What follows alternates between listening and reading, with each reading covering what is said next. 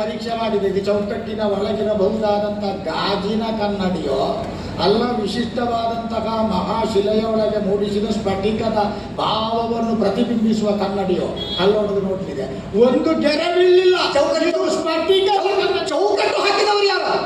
ಚೌಕಟ್ಟು ಹಾಕಿದವರು ಯಾರ? ಚೌಕಟ್ಟಿಲ್ಲ. ನಮ್ಮಯ ಭೂಮರತ್ವಯತ್ತ ಚೌಕಟ್ಟಿಲ್ಲ. ಯಾವುದನ್ನು ಅರ್ಥವಿಸಿಕೊಳ್ಳದೆ ಅಂದ್ರೆ ನಿಮ್ಮಂತವರ ಚೌಕಟ್ಟಿಗೆ ನಿಲುಕುವುದಲ್ಲ ಅಂತ. ಚೌಕಟ್ಟಿಲ್ಲದಿದ್ರೆ ಅದೆಂತ ಚಿತ್ರ, ಚೌಕಟ್ಟಿಲ್ಲದಿದ್ರೆ ಅದೆಂತ ದರ್ಪಣ. ಹೌದಾ? ಇಷ್ಟು ಲೆಕ್ಕ. ಹೌದಾ? ಮೈಡಿ ಕನ್ನಡಿ ಆದ್ರೆ ತಲೆ ಬಿಸಿ ಆಗ್ಲಿಕ್ಕಿಲ್ಲ. ಅದು ಕಾಣುವುದು, ಇದು ಕಾಣುವುದು. ನಿನಗೆ ಶಲ್ಯ ಎಂಬ ಚಿತ್ರಕ್ಕೆ, ಶಲ್ಯ ಎಂಬ ಕನ್ನಡಿಗೆ ಮಾತ್ರ ಚೌಕಟ್ಟು ಬೇಕೋ? ಆ ಕರುಣ ಎನ್ನುವ ಬಣ್ಣವಿಲ್ಲದ ಚಿತ್ರಕ್ಕೂ ಒಂದು ಚೌಕಟ್ಟು. ನಾನು ಚೌಕಟ್ಟು ಅದಿಲ್ಲ. ನಾನು ಚೌಕಟ್ಟು ಅಂತ ಹೇಳಿದ್ದು ನಿರ್ಮಿತಿಯಲ್ಲ, ನಿಮ್ಮನ್ನು ಮಿತಗೊಳಿಸಿದ್ದಲ್ಲ. ನಿಮ್ಮನ್ನು ಚೌಕಟ್ಟಿನೊಳಗೆ ಇಡೋದಿದ್ರೆ ಇಡದ ಹೋದ್ರೆ ಬಲಿಯ ಮುಂದೆ ಕಾಣಿಸಿದ ವಿಕ್ರಮನಾಗಿ ಎಲ್ಲಿ ಬೆಳೆದು ಬಿಡುತ್ತೀರೋ, ಕೈ ತಪ್ಪಿ ಹೋಗುತ್ತೀರೋ. ನಿನ್ನ ನಾಲಿಗೆ ತುದಿಯಲ್ಲಿ ಯಾರಿಗೆ ವಿದ್ಯೆ ಹಾಕಬೇಕು, ಯಾರಿಗೆ ವಿಶಾಲವಾದ ಅವಕಾಶ ಕೊಡಬೇಕು ಎನ್ನುವ ನಿರ್ಣಾಯಕ ನೀನು ಮಾತಾಡ್ತಾನೆ ಭೂಪತಿಯಾದ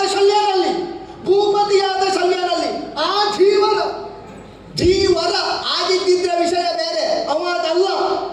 ಧೀವರ ಅವಲ್ಲ, ಅದಲ್ವಾ? ಅದು ಧೀ ಶಕ್ತಿಯಲ್ಲಿ ವರ, ಅವನು ಧೀವರ. ಅದು ನೀವೇ.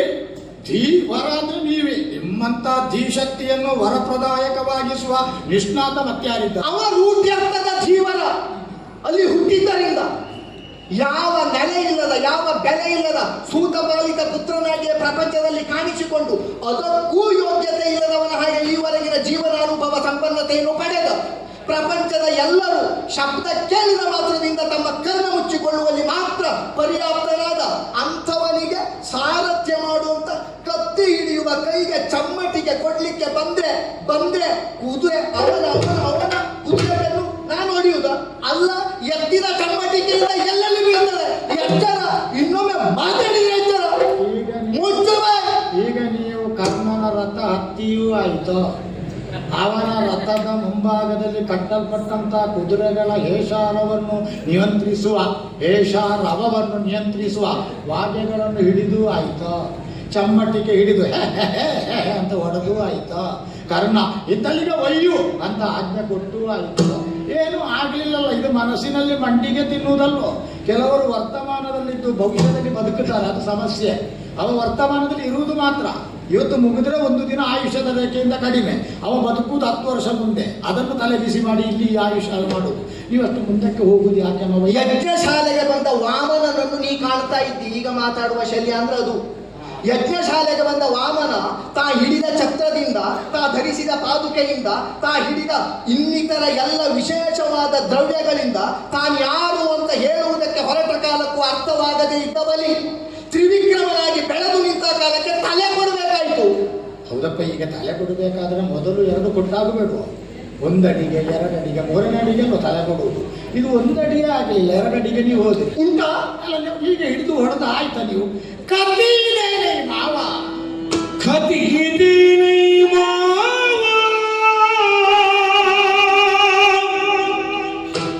ಕದೀನೇನೆ ಮಾವ,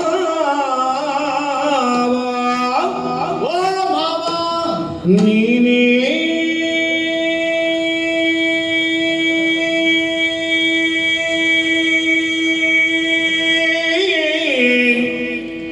ಗತಿಯೇನುತ್ತ ನಾ ಬಂದರೆ,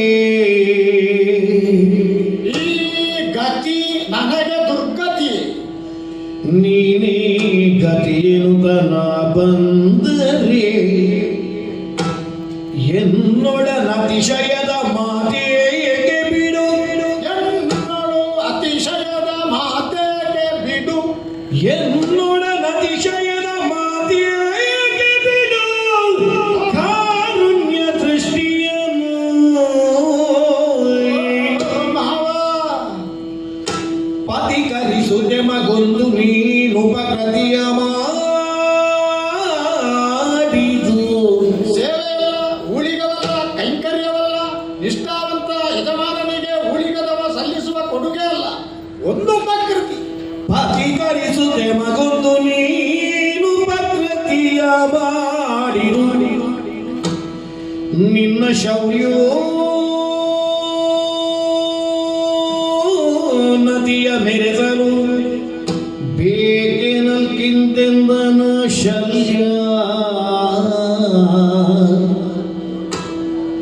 ಖತೀರೇನೆ ಮಾವ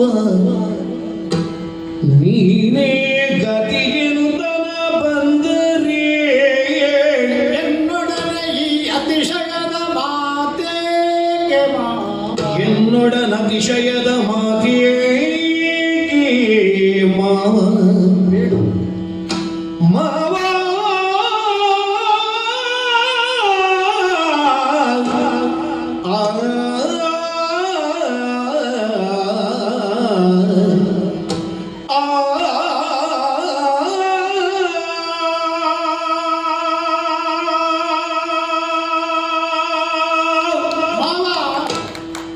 ಉಪಕಾರ ಎನ್ನುವುದನ್ನು ಪಡೆಯುವುದಕ್ಕೆ ಬರುವವನಿಗೆ ಆ ಉಪಕೃತಿಯನ್ನು ಸ್ವೀಕರಿಸುವ ಸರ್ವ ಅರ್ಹತೆಯೂ ಇರಬೇಕಾಗ್ತದೆ. ಯಾರಿಗೆ ಯಾರು ಉಪಕಾರವನ್ನು ಮಾಡಬೇಕು, ಯಾರು ಕೃತಜ್ಞತೆಯಿಂದ ವರ್ತಿಸ್ತಾರೆ, ಯಾರ ಬಡತನದ ಪ್ರತಿಬಿಂಬ, ಯಾರ ಬಡತನದ ಕುರಿತಾದಂಥ ಅಭಿವ್ಯಕ್ತಿ ಪ್ರಾಮಾಣಿಕವೋ, ಯಾರು ಈ ಪ್ರಪಂಚದಲ್ಲಿ ನಿಜವಾಗಿಯೂ ಸಂತೃಷ್ಟನೋ, ಯಾರಿಗೆ ಉಪಕಾರ ಮಾಡುವುದರ ಮೂಲಕ ಒಬ್ಬರ ಶೌರ್ಯೋನ್ನತಿ ಮೆರೆಸುವುದಕ್ಕೆ ಸಾಧ್ಯವೋ ಅಂಥವರಿಗೆ ಉಪಕಾರವನ್ನು ಮಾಡಲೇಬೇಕು ಅಂತ ನಿಯಮ. ಈಗ ನೀವಾದರೂ ದಾರಿಗಂಟ ಅಕ್ಷೋಹಿಣಿ ಸೇನೆಯ ಪ್ರಭುತ್ವದೊಂದಿಗೆ ಸಾಗಿ ಬರುವಾಗ ನಮ್ಮ ಕಡೆಗೆ ಬರಬೇಕಾದ ಪ್ರಮೇಯ ಯಾಕೆ ಬಂತು? ಮಾತಿಗೆ ಹೇಳಬಹುದು ಮಾವ, ಒಂದಷ್ಟು ತಿನ್ನಿಸಿ ಒಂದಷ್ಟು ಕುಡಿಯಿಸಿ ಪಾನೀಯ ಮತ್ತು ರಸೋಪೇತವಾದ ಭೋಜನ ಪ್ರಮೇಯದಿಂದ ಅಕಳಂಕಿತ ಚರಿತರಾದಂಥ ಧೀರ ಧೀಮತ್ವದಲ್ಲಿ ಕಠಿಣವಾದ ವಜ್ರಕ್ಕಿಂತಲೂ ದಿಗ್ಗತೆಯುಳ್ಳ ಶಲ್ಯರು ಪರಿವರ್ತನಾಶೀಲರಾದರು. ಹೇಳಲಿಕ್ಕೆ ಸುಲಭ ಪ್ರಪಂಚ, ಹೌದಾ? ನನ್ನ ಮುಖ ನೋಡಿ ಹೇಳಿ ಮಾವ, ದೀವಟಿಗೆ ಬೆಳಗಿಸಿದ್ದೇನೆ. ನಾನು ಕೊಟ್ಟ ಊಟಕ್ಕೆ ನೀವು ಸಂತೃಪ್ತರಾದದ್ದು, ನಾವು ಕೊಟ್ಟಂತ ಪಾನೀಯಕ್ಕಾಗಿ ನೀವು ವಿಶೇಷವಾದ ಪ್ರೀತಿ ಕಾಣಿಕೆಗಳನ್ನು ಕೊಟ್ಟದ್ದಲ್ಲ. ಕೌರವ ಆ ಊಟವನ್ನು ಯಾವ ಬಾಳೆಲೆಯಲ್ಲಿ ಹರಡಿದ್ದಾನೆ, ಅವನ ಬಾಳನ್ನೇ ಎಲೆ ಮಾಡಿ ಹರಡಿದ್ದಾನೆ.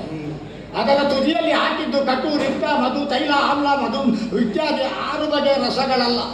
ಪ್ರೀತಿ, ಅಂತಃಕರಣ, ಮಮತೆ, ವಾತ್ಸಲ್ಯ, ಅಭಿಮಾನ, ಗೌರವ 6 ರುಚಿಗಳನ್ನು ಹರಡಿದ್ದೆ. ಅಯ್ಯೋ, ನೀವು ಅದನ್ನು ನಾಲಗೆಗಿಟ್ಟು ಆಹಾ ವಾತ್ಸಲ್ಯ ಮಾಮೋದಕರಂ, ಆಹಾ ಪ್ರೇಮ ಎಷ್ಟು ಇಷ್ಟಕರ, ಆಹಾ ತೋರಿಸಿದ ವಾತ್ಸಲ್ಯ ಎಷ್ಟೊಂದು ಚೆನ್ನಾಗಿದೆ ಅಂತ ಬಾಯಿ ಚಪ್ಪರಿಸಿದ್ದನ್ನು ನೋಡಿ ನಿಮಗೆ ನಾನು ಕೊಟ್ಟದ್ದು ಮಹಾಪ್ರೇಮ ರಸವನ್ನು, ಅಯ್ಯೋ, ಪ್ರೀತಿಯ ರಸವನ್ನು. ಇವತ್ತಿಗೂ ಜೀರ್ಣ ಆಗಲಿಲ್ಲ. ಜೀರ್ಣ ಆಗಬಾರದು, ಜೀರ್ಣ ಆದರೆ ಅದಷ್ಟು ಹೂರಣ ಇಲ್ಲದ್ದು ಅಲ್ವಾ.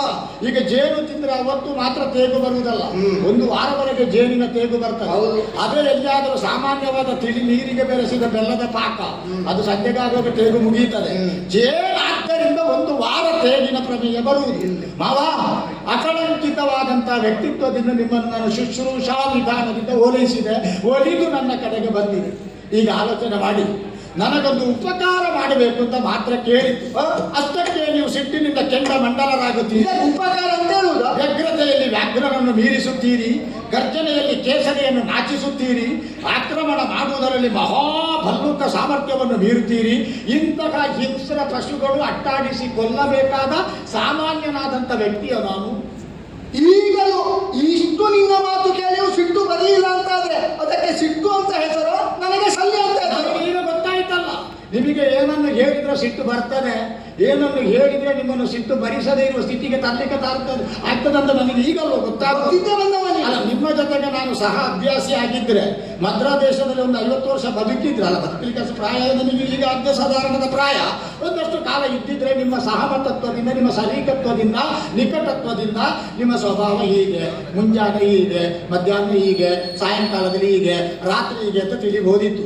ನಿಮ್ಮನ್ನು ಅಭ್ಯಾಸ ಮಾಡಲಿಕ್ಕೆ ಅವಕಾಶವೇ ಸಿಕ್ಕದಂತ ಈ ಕಿರು ಮತ್ತಿಗೆ ಇಷ್ಟು ದೃಶ್ಯವಾದಂತ ಕಠಿಣ ಪ್ರಭಾವಿಯಾದಂತ ಸರಳಿನ ಮನಚುಳ್ಳ ಬಾಣದಂತ ಮಾತು ಬೇಕು ಬಾಬಾ. ಅದೊಂದು ದುರ್ಯೋಗ ಜೀವನದಲ್ಲಿ ಬರಲಿಲ್ಲ. ಮಾತ್ರದಲ್ಲಿ ನಾನು ಹಸ್ತಿನಾವತಿಯಲ್ಲಿ ನೀನು ಇದ್ದೇ ನನ್ನ ಪರಿಸ್ಥಿತಿ ಇಲ್ಲಿಗೆ ತಂದಿದ್ದಿ. ನೀನು ಸುದೀರ್ಘ ಜೀವನ ನನ್ನ ಜೊತೆಗೆ ಕಳೆದಿದ್ರೆ ಇಷ್ಟೊತ್ತಿಗೆ ಶಲ್ಯ ಇಲ್ಲ. ಅಭಿನವ ಶಲ್ಯ ಕಾಣಿಸ್ತಿತ್ತು. ಹೌದೌದು. ಉಳಿದವರು ಹೇಳ್ತಿದ್ರು, ಎಲ್ಲ ವಿಚಿತ್ರವೇ, ತನ್ನ ಸರೀಕತ್ವದ ಮೂಲಕವಾಗಿ ತನ್ನ ಸಹವಾಸದ ನಿಷ್ಠತೆಯಿಂದ ಒಬ್ಬ ಸಾಮಾನ್ಯನಾದಂತಹ ಕಳಂಕಿತನಾದ ಸುಯೋಧನನನ್ನು ಮದ್ರಾಧೀಶ ಉದ್ಧಾರಕರಾಗಿ ಈ ಪ್ರಪಂಚವನ್ನು ಏರುಮಟ್ಟಕ್ಕೆ ಒಯ್ಯುವ ಕೀರ್ತಿಕಾರಕ ಗುಣವುಳ್ಳವರಾಗಿ ತನ್ನ ಹೆಗಲವಣೆಯಾಗಿ ಬೆಳೆಸಿದ್ರು. ಅಭಿನವ ಶಲ್ಯ ಬಿಡ, ಒಂದು ಅಭಿನಯ ಶಲ್ಯನನ್ನು ತೋರಿಸ. ಅಭಿನಂದನೆ ಅಭಿನಂದನೆಯನ್ನು ನಾನು ಮಾಡೋದೇ ಉಳಿದದ್ದಕ್ಕಲ್ಲ ಇಷ್ಟು ಸಿಟ್ಟು ನಿಮಗೆ. ಈ ವಿಶೇಷವಾದಂತಹ ಪರಾಕ್ರಮವೇ ನಚ್ಚಿಕೊಳ್ಳಲ್ಪಟ್ಟಂತಹ ಯುದ್ಧದಲ್ಲಿ ನನ್ನ ಪಾಲಿಗೆ ನೀವೇನಾದರೂ ಒದಗಿ ಸಹಾಯ ಮಾಡಿದರೆ ಅವಿಸ್ಮರಣೀಯವಾದ ಸನ್ಮಾನವನ್ನು ಮಾಡಲಿಕ್ಕೆ ಉಂಟು. ಅದು ಪಕ್ಕಕ್ಕಿರಲಿ, ಈಗ ಬೇಡ, ವಿಷಯಕ್ಕೆ ಬರ್ತೇನೆ. ಕತಿ ಇದೇನೆ ಮಾವ. ಉಪಕಾರವನ್ನು ಮಾಡುವುದು ಪ್ರಪಂಚದಲ್ಲಿ ಗುಣ. ನಾನು ಕೇಳಿದ ತಕ್ಷಣ ನಿಮ್ಮ ಕೈಯಲ್ಲಿಗೆ ಬರಲಿಲ್ಲ ಚಮ್ಮಟ್ಟಿಗೆ. ನಾನು ಹೇಳಿದ ತಕ್ಷಣ ನೀವು ಅದನ್ನು ಹೇಗೆ ಎನ್ನುವ ಶಬ್ದದಿಂದ ಅಟ್ಟಾಡಬೇಕಾದ ಅಗತ್ಯ ಬರಲಿಲ್ಲ. ಇಷ್ಟಕ್ಕೆ ನೀವು ಇಷ್ಟು ಕೆರಳಿ ಕ್ರುದ್ಧರಾಗ್ತೀರಿ ಅಂತ ಆದರೆ ಕರ್ಣನ ಬಗ್ಗೆ ನಿಮಗೆ ವಿಪರೀತವಾದಂತಹ ದೂಷ್ಯ ಭಾವ ಉಂಟು ಅಂತ ಕಾಣ್ತದೆ. ಏನು ಪರಾಕ್ರಮದಲ್ಲಿ ಅವ ಕಡಿಮೆ ಅವ? ನೀವು ದ್ರೋಣರ ಸೈನ್ಯಾಧಿಪತ್ಯದಲ್ಲಿ ವಿಜೃಂಭಿಸಿದಂಥ ಕರ್ಣನನ್ನು ಕಾಣಲಿಲ್ವೇ? ಅಮೂಲ್ಯವಾದಂತಹ ಆಯುಧವೊಂದನ್ನು ನನಗಾಗಿ ಕಾದಿರಿಸಿದವ. ಅದನ್ನು ಪ್ರಯೋಗ ಮಾಡು ಅಂತ ಹೇಳುವಾಗ ಅವನ ಕಣ್ಣಿನಿಂದ ಬಂದ ನೀರು ನನ್ನ ಕವಚಕ್ಕೆ ಬಿದ್ದಾಗ ಉಂಟಾದ ಬಾಷ್ಪೀಭವನದ ಆ ತೇವ ಈಗಲೂ ಉಂಟು. ನಾನು ಉಳಿದ್ರಲ್ವ ನಾಳೆ ನೀನು ಅದನ್ನ ಇನ್ನೊಬ್ಬನಿಗೆ ಪ್ರಯೋಗ ಮಾಡುದು ಅವನಿಗೆ ಅರ್ಜುನನಿಗೆ ಅಂತ ಹೇಳುವಾಗ ಘಟಕ ಜನ ಮೇಲೆ ಪ್ರಯೋಗ ಮಾಡ್ಲಿಲ್ವೋ? ಹತ್ತಿದ್ದಾನ ಕೌರವನಿನ ಸೋಲಿನ ಮೊದಲ ಸೂಚನೆ ಸಿಕ್ಕಿತ್ತು. ಯಾಕಂದರೆ ಅವನಿಗಾಗಿ ಕಾದಿರಿಸಿದ್ದು ಹೋಯ್ತು ಪುಣ್ಯಾತ್ಮ. ಎಂತಹ ಚರಿತ್ರವಂತವ ಮಾಗದನಂತವನನ್ನ ಕಟ್ಟಿ ಆ ಮೂಲಕವಾಗಿ ಪರಾಕ್ರಮ ಸಂಭವ ಅಂತ ಬೆರೆದು ನಾನು ಗಟ್ಟಿ ಹೇಳುವುದಿಲ್ಲ. ನಾನು ಮದುವೆಯಾದ ಭಾನುಮತಿಯನ್ನು ಕಾಣುವಾಗ ಎದ್ದು ಗೊತ್ತಿದ್ದೆ. ನಿಮಗೆ ಅದು ಗೊತ್ತಿಲ್ಲದ ಸಂಗತಿಯಲ್ಲ. ಅಂತಹ ಕರ್ಣ ನಮ್ಮ ಬಗ್ಗೆ ಒಳ್ಳೆಯ ಭಾವನೆ ಉಳ್ಳವನು. ಯಾವ ಕಾರಣಕ್ಕೂ ಕೆಲವು ಹಣ್ಣನ್ನು ಹೊರಗಿನಿಂದಲೇ ತಿನ್ನಬೇಕು, ಒಳಗಿದ್ದನ್ನು ಅದನ್ನು ಬಿಸಾಡಬೇಕು. ಕೆಲವುದಕ್ಕೆ ಒಳಗಿದ್ದಕ್ಕೆ ಮಾತ್ರ ಹೊರಗಿನದನ್ನು ಬಿಸಾಡಬೇಕು, ಯಾವುದನ್ನ ಬೇಡಲ್ಲ. ಅವನ ಊರನ್ನು ನೋಡದೆ ನೀವು ತೊಗಟ ಕಚ್ಚಿ ಹಣ್ಣಿನ ನಿಜವಾದ ತಿರುಳನ್ನೇ ಬಿಸಾಡಿದ್ರೆ ಅಂಥವನಿಗೆ ನಿಜವಾಗಿ ನಷ್ಟ ಅಲ್ವೇ? ಸಲ್ಲಬೇಕಾದಂತಹ ಪ್ರಾಪ್ತವಾಗಲೇಬೇಕಾದ ಕೀರ್ತಿ ಅವನಿಗೆ ತಪ್ಪಿ ಹೋಯಿತು ಅಂತ ಅರ್ಥ ಅಲ್ವೇ? ಆದ ಕಾರಣದಿಂದ ನಾನು ನನಗೊಂದು ಉಪಕಾರ ಮಾಡಬೇಕು ಅಂತ ಮುದದಲ್ಲಿ ಕೇಳಿದ್ರೆ ಕರ್ಣನಿಗೆ ನೀವು ಸಾರಥಿ ಆಗುವುದಿಲ್ಲ ಅಂತ ಹೇಳಿದ್ರೆ ಏನು ಕೊರತೆ? ಯಾರಿಗೂ ಉಪಕಾರ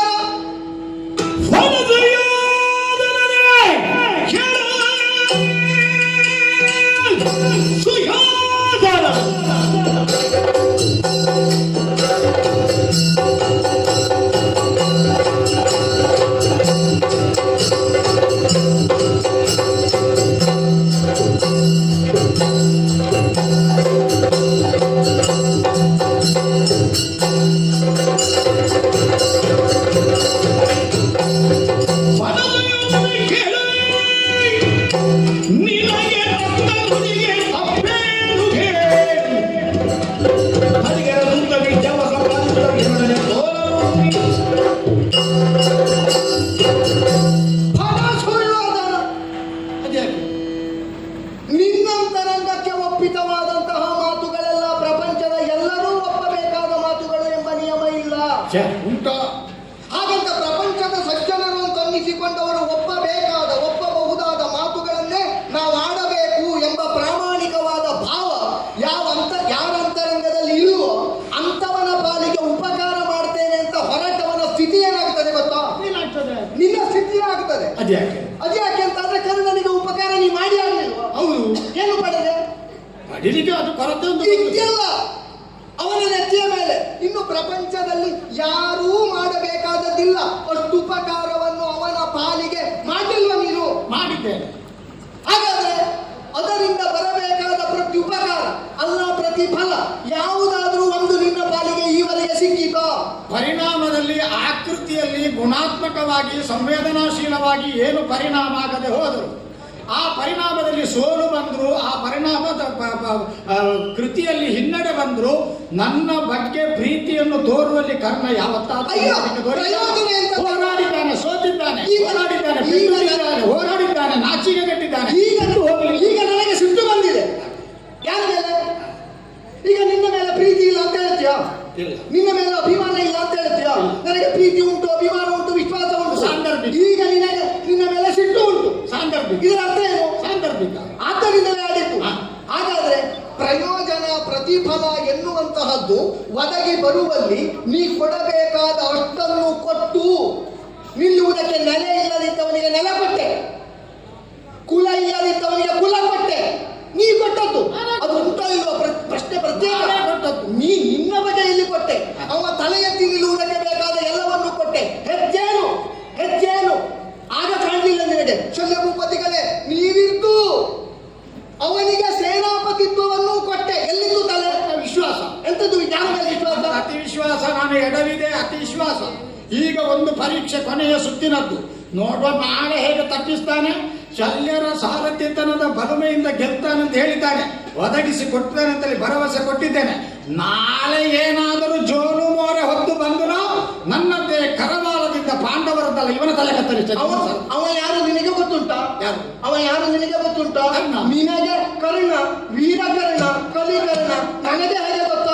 ಕೀಳು ಕೀಳು ರಾಧೆಯನಿಗೆ, ಕೀಳು ರಾಧೆಯೋ.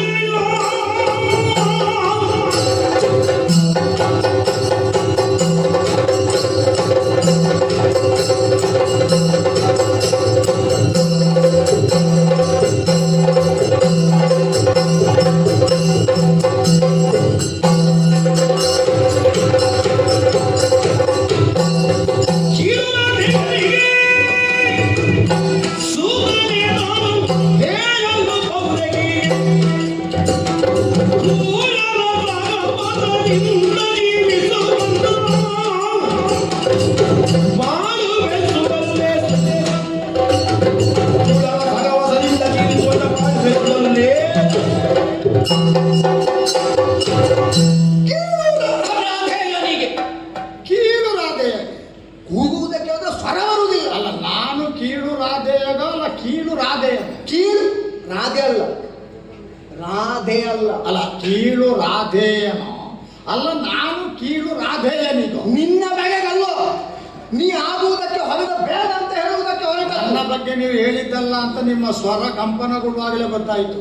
ನನ್ನನ್ನೆಲ್ಲ ಕೀಳು ಅಂತ ಹೇಳುವಾಗ ನಿಮ್ಮ ಧ್ವನಿ ಸೀಳು. ಅದೇ ನಿನಗೆ ನಾವು ಬಾಯಿದೆರೆಯಾಗಿ ಆಡಿದ್ದು ಯಾವುದೂ ಗೊತ್ತಾಗುವುದಿಲ್ಲ. ನಾವು ಆಡದೇ ಇದ್ದದ್ದೆಲ್ಲವೂ ಗೊತ್ತಾಗ್ತದೆ. ಅಂತರಂಗವನ್ನು ಈ ಅಳಿಯ ತಿಳಿಯನೆ ಅಂತರಂಗಕ್ಕೆ ಬೆಂಕಿ ಹಾಕಿ ಅವ ಮಾತಾಡ್ತಾನೆ. ರಾಧೆ ಕೀಳಲ್ಲ ಅಂತ ಹೇಳುವುದಕ್ಕೆ ಹೊರಟದ್ದು. ಯಾಕೆ? ಯಾಕಂದ್ರೆ ತಾಯಿ ಹೆಣ್ಣು ಪ್ರಾಮಾಣಿಕವಾದ ಸ್ತನ್ಯ ಆ ಮಗುವನ್ನು ಕಂಡು ಮೂಡಿ ಬಂದಂತೆ ಆಲೋಚನೆ ಮಾಡಿ. ಯಾವ ಮಗುವನ್ನು ಕಂಡು? ಎಲ್ಲೋ ನೀರಿನಲ್ಲಿ ತೇಲಿ ಹೋಗುವ 7 ಹೆಸರಿಲ್ಲದ ಅನ್ಯ 1000 ಮಗುಗಳಲ್ಲಿ ಇರಬಹುದಾದ ಒಂದು ಮಗುವಿನಿಂದಲ್ಲ, ಕರ್ಣನಂತವನನ್ನು ಕಂಡಾಗ ಸ್ತನ್ಯ ಒಸರಿತಂತೆ. ವಿಷಯ ಅದಲ್ವಾ? ಮತ್ಯಾವುದು? ಆ ಸ್ತನ್ಯವನ್ನು ಪಾನ ಮಾಡಿದ ಕರ್ಣನ ಅಂತರಂಗದಲ್ಲಿ ರಾಧೆಯ ಬಗೆಗೂ ರಾಧೆಯ ಹಾಲಿನ ಬಗೆಗೂ ಉಪಕಾರ ಭಾವ ಉಂಟಾ? ಉಂಟು. ಹೌದು ಅಂತಾದ್ರೆ ಅವ ಶೂತತ್ವದ ಚಮ್ಮಟಿಕೆಯನ್ನು ಹಿಡಿದು ತಾ ಪಾಲಿಸಲ್ಪಟ್ಟ ಕುಲಕ್ಕೆ ಉಚಿತವಾದ ರೀತಿಯಲ್ಲಿ, ಅದನ್ನು ಉದ್ಧರಿಸುವ ರೀತಿಯಲ್ಲಿ, ಅದನ್ನು ಬೆಳಗಿಸುವ ರೀತಿಯಲ್ಲಿ ತಾ ಬೆಳೆಯಬೇಕಾಗಿತ್ತು ಮಾಡಿದ್ನ ನೋಡಿ, ಬೇರೆ ಅವ ಹೊರಟು ನಿಂತ ಕಾಲಕ್ಕೆ, ತಾ ಧನುಸು ಹಿಡಿತೇನೆ ಅಂತ ಅಲ್ಲದನ್ನು ಮಾಡ್ಲಿಕ್ಕೆ ಹೊರಟ ಕಾಲಕ್ಕೆ ಸಾಕಿದ ಅಪ್ಪಯ್ಯನ ಕಣ್ಣಲ್ಲಿ ನೀರು ಬರ್ತದೆ, ತಾಯಿಯ ಕಣ್ಣಲ್ಲಿ ನೀರು ಬರ್ತದೆ. ನೀ ಹೇಳ್ತಿ ಅವನಿಗೆ ಉಪಕಾರ ಮಾಡಬೇಕು. ಸೂತ ಪಾಲಿತ ಪುತ್ರನಾಗಿ ಸೂತನಾಗಬೇಕಾದ ಅವನಿಗೆ ಮಹಾರಥಿಗಳಾಗಿ ಭೂಪತಿಗಳಾಗಿದ್ದ ಶಲ್ಯರೇ ನೀವು ಸಾರಥ್ಯ ಮಾಡಿ, ಇದು ಉಪಕಾರ. ಅಯ್ಯೋ, ಆದೇಶ ಅಲ್ಲ, ಪರಮ ಉಪಕೃತಿ. ಬಿಡ, ಬುದ್ಧಿ ಅವನಿಗಲ್ಲ, ಮತ್ತೆ ನಿನಗಲ್ಲ, ಮತ್ತೆ ನನಗೆ. ಹಾಗೆ ಹೇಳ್ಬೋದು. ನನ್ನ ಬುದ್ಧಿಗೆ ಅಲ್ಲ, ನನ್ನ ಕರ್ಮಕ್ಕೆ. ಅಕಟ ಅಕಟದೈವದ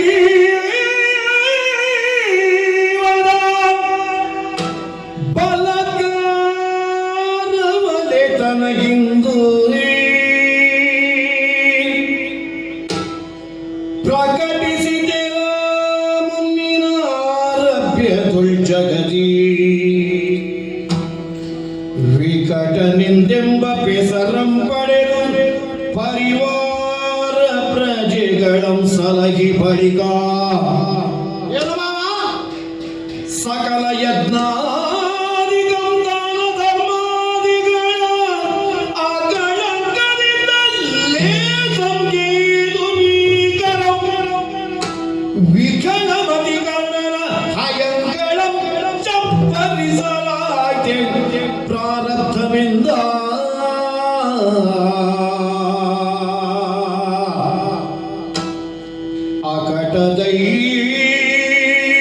ಅಕಟದೈವದ ಬಲತ್ಕಾರವಲಿ ತನಗಿಂದು ಅಕಟ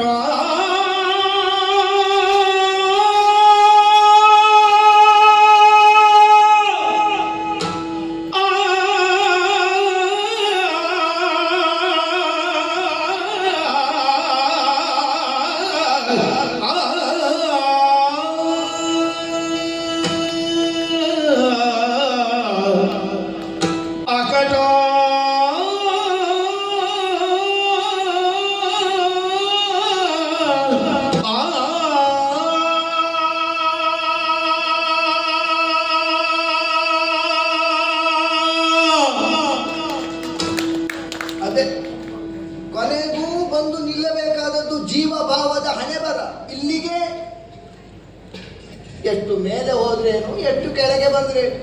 ಸಂಚಾರಿ ಭಾವ ನಿಲ್ಲಬಾರದು. ನೀವು ಹೇಳಬೇಕು, ನಾನು ಅರುಣರಾಗ ಮೂಡುವವರೆಗೂ ಹೂಗುಟ್ಟಬೇಕು. ನಿನಗೆ ಸ್ಥಾಯಿ ಸಮಯ ಕಂಡಾಗ, ಅನುಕೂಲವಾದಾಗ, ಅವಶ್ಯಕತೆ ಬಿದ್ದಾಗ ಪ್ರತಿಕ್ರಿಯಿಸಬೇಕು. ಹೇಳಿ ಮಾವ. ನಿನಗೆ ಸಂಚಾರಿ ನೀವು ಹೇಳಿ, ನನ್ನ ಬಗ್ಗೆ ಇಷ್ಟು ಹೇಳಬೇಕು. ಸುಮ್ಮನೆ ಇಲ್ಲಿ ನನ್ನದ್ದು ನನಗೆ ಯಾರು ಇಷ್ಟು ಬೈಲಿಲ್ಲ, ಇಷ್ಟು ಬೈಬೇಕು ನೀವು. ಭೀಷ್ಮಾಚಾರ್ಯರ ಅಜ್ಜನಾಗಿಯೂ ನನ್ನನ್ನು ಶಬ್ದಗಳಿಂದ ಬೈಲಿಲ್ಲ. ಯಾಕೆ ಬೈಲಿಲ್ಲ? ಆದ್ದರಿಂದ ಹಾಳು ಬಿದ್ದೆ ನಾನು. ದ್ರೋಣರಾದರೂ ಕಿವಿ ಹಿಂಡಿನಾಕು ಬೈದರೋ ಬೈಲಿಲ್ಲ, ಕೃಪರಾದರೂ ಬೈದರೋ ಬೈಲಿಲ್ಲ. ಬೈಬೇಕಾದ ಕಾಲದಲ್ಲಿ ಬೈಯಬೇಕಾದವರು ಬೈಲಿಲ್ಲ.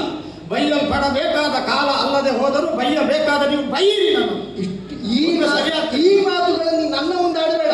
ವರ್ಷಗಟ್ಟಲೆ ನಾನು ಸರಿಯಾಗಲಿಲ್ಲ, ಇನ್ನು ಕೇವಲ ಕೆಲವೇ ಕ್ಷಣಗಳಲ್ಲಿ ಸರಿಯಾಗ್ತೇನೆ ನಾನು. ಇಷ್ಟು ಮಾತನ್ನು ನೀನು ನನ್ನ ಬಿಡದೆಯ ಹೊರಗೆ ನಿಂತು ಮಾತಾಡು, ನನ್ನಲ್ಲಿ ಅಲ್ಲ. ನಿಮ್ಮ ಅಂತರಂಗ ನಿಜಾಲಯಕ್ಕೆ ನೀವು ಕರೆದ ಮೇಲೆ ಅಷ್ಟು ಸುಲಭದಲ್ಲಿ ನಾನು ನೀ ಆಡಿದ ಇಷ್ಟೂ ಜನ ಹಾ. ಇವರು ಈಗ ನಾನೇನು ಆಡ್ಲಿಕ್ಕಿದ್ದೇನೆಯೋ, ಹಾ. ಹಣೆ ಹಣೆ ಬಡ್ಕೊಂಡೇನೋ ಅಷ್ಟುದನ್ನು ಮಾಡಿದವರು. ಅಕತ ಹೇಳಿದ್ದನ್ನು ಕೇಳುವುದಿಲ್ಲಲ್ಲ. ಹಾಳಾಗಬೇಡ, ಹಾ. ಹಾಳಾದವರ ಸಂಘ ಮಾಡಬೇಡ. ಹಾ. ಹಣೆ ಹಣೆ ಬಡ್ಕೊಳ್ಳಿಲ್ವ? ಹೌದು. ಎಲ್ಲಿಯವರೆಗೆ ಬಡ್ಕೊಂಡ್ರು ಅಂತ ಕೇಳಿದ್ರೆ, ಇನ್ನು ನಮ್ಮ ಪಾಲಿಗಿದ್ದದ್ದು ಇವನಿಗಾಗಿ ತಮ್ಮ ಜೀವ ಕೊಡುವುದು ಮಾತ್ರ ಎಂಬಲ್ಲಿಗೆ ಜೀವ ಕೊಟ್ಟಿದ್ದಾರೆ. ಅಂತವರ ಬಗ್ಗೆ ನೀನು ಜೀವ ಕೊಡುವವರೆಗೂ ಅಕಟಕಟ ಇವರನ್ನು ಸರಿ ಮಾಡಲಿಕ್ಕೆ ಆಗಲಿಲ್ಲ ಅಂತ ಪರಿತಪಿಸ್ಲಿಲ್ವೋ? ಇಲ್ಲಪ್ಪ. ಈಗ ನೀವು ಜೀವಂತವಾಗಿದ್ದು ನನ್ನ ಮರ್ಯಾದೆಯ ಶಿಖರದ ಆಗಿರುವವರು ಬೈರಿ ಮಾವ, ನನ್ನನ್ನು ಬೈರಿ ನೀವು. ನಾವು ಜೀವ ಕೊಟ್ಟು ಮಾತು ನಿಲ್ಲಿಸಬೇಕೇ ಬಿಟ್ರೆ ಛ. ನಮ್ಮ ಜೀವ ಹೋಗುವವರೆಗೆ ಹಿಮ ಮಾತು ನಿಲ್ಲಿಸ. ಯಾವ ಕಾರಣಕ್ಕೂ ನೀವು ಏನೂ ಅಂತಹ ಅಪಶಕುನದ ಮಾತು ಹೇಳಬೇಡಿ. ನೀವು ಕೈ ಬಿಟ್ರೆ ನೀವಿದ್ದು ನನ್ನ ಹರಿಭಕ್ತ ಒದಗುವವರು ಯಾರಿದ್ದಾರೆ? ಕೇವಲ ನಿನ್ನ ಅಜ್ಜ ಅಂತ ಕರೆಯುವವರು. ಕೇವಲ ನಿನ್ನ ಬಗ್ಗೆ ಮಾತಾಡಿಬೇಡುವ. ಅಜ್ಜ ಅಂತ ಹೇಳುವವರು ತರ್ಪದ ಮೇಲೆ ಮಲಗಿದ್ದಾರೆ. ಗುರುವೇ ಅಂತ ಹೇಳುವವರು ಯಾವಾಗಲೂ ಶರೀರ ಬಿಟ್ಟು ಹೋಗಿದ್ದಾರೆ. ಮಿತ್ರ ಅಂತ ಹೇಳುವವ ಇಷ್ಟು ಬೈಗುಳ ನನಗೆ ತಿನ್ನಿಸ್ತಾನೆ. ಕೆಟ್ಟ ಮಿತ್ರ. ಮಾವ ಅಂತ ಕರೆಯುವ ನೀವು ಒಬ್ಬರೇ ಇರುವುದಲ್ವೋ? ಹಾ, ಏನಾದ್ರು ಹೇಳಿ. ಅದೇ ಈಗ ಇನ್ನು